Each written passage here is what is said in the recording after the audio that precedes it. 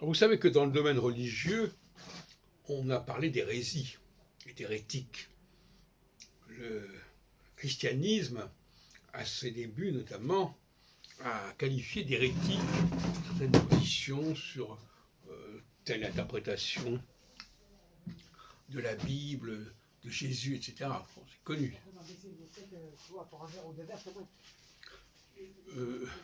Est-ce qu'en astrologie on peut parler d'hérésie? Et qui est hérétique? Chacun peut se traiter d'hérétique, évidemment, quelque part. Mais enfin, je voudrais quand même faire un peu le point là-dessus, si vous permettez.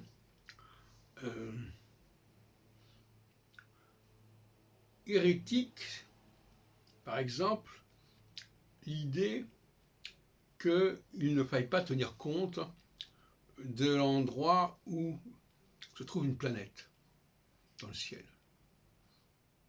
Peut-être pas dans quel signe, mais en tout cas dans quelle période, dans quelle phase elle se trouve, notamment par rapport au cycle des saisons.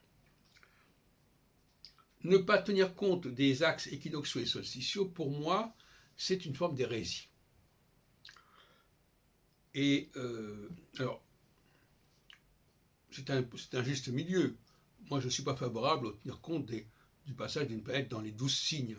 Mais par contre, de diviser en 4 le cycle d'une planète, ça me paraît tout à fait orthodoxe. Et le fait de ne pas tenir compte du tout de la position de la planète dans le zodiaque, qui me paraît aussi une hérésie. Donc, si vous voulez, la seule position qui me paraît valable, c'est la position intermédiaire quand une planète passe sur les quatre points cardinaux, si on peut dire, le début des 4 signes cardinaux. Bélier, Cancer, Balance, Capricorne. Et ne pas tenir compte de cela, c'est adopter l'hérésie keplérienne. Parce qu'on peut dire que Kepler est un hérétique de l'astrologie. Il a prôné la prédominance des aspects aux dépens justement de toutes les divisions en maisons, en signes, etc. Et Barbault lui a emboîté le pas 400 ans plus tard, et plus. Et moi je pense qu'on peut parler d'une hérésie keplérienne pour l'apport de l'astronome Kepler à l'astrologie. Et Armand Barbault et son frère cadet, André, ont repris cette hérésie finalement. Et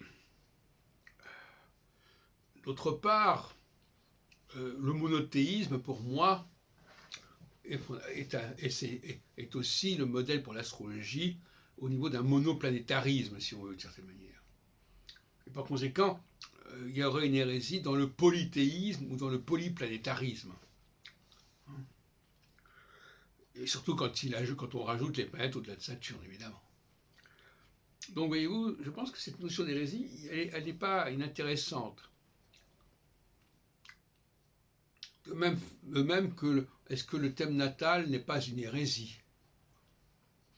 Alors évidemment, il y a une pratique qui existe, évidemment, mais encore une fois, cette façon de mettre tous les astres ensemble et de les combiner comme ça, en vrac, pour moi c'est assez hérétique.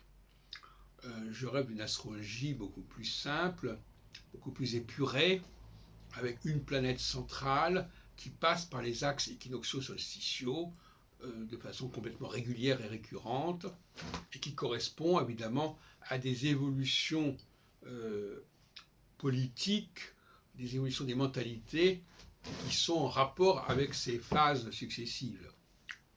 Et c'est là que je reproche à Barbault de rapprocher les maladies, les épidémies de son indice cyclique, ou de n'importe quoi d'autre d'ailleurs, comme le cycle Saturne-Neptune avec la mort de Staline par exemple. Bon, les maladies, l'astrologie doit s'ancrer sur des questions sociales, socio-professionnelles, avec ce qu'il peut y avoir de mouvement, de flux, de reflux, chaque fois nécessaire d'ailleurs, Parce que pour moi, l'astrologie ne parle que de choses nécessaires. Il y a un mouvement, de même qu'il y a le sommeil nécessaire en alternance avec l'état de veille, etc. Ou l'été par rapport à... Bon. Et dans le cas de la maladie, la pandémie, il n'y a pas cette espèce d'équilibre qui fait que, en alternance avec la pandémie, qu'est-ce qu'il y a d'autre? Qu'est-ce qu'on nous propose en dehors de la pandémie? Donc il n'y a pas de véritable cyclicité.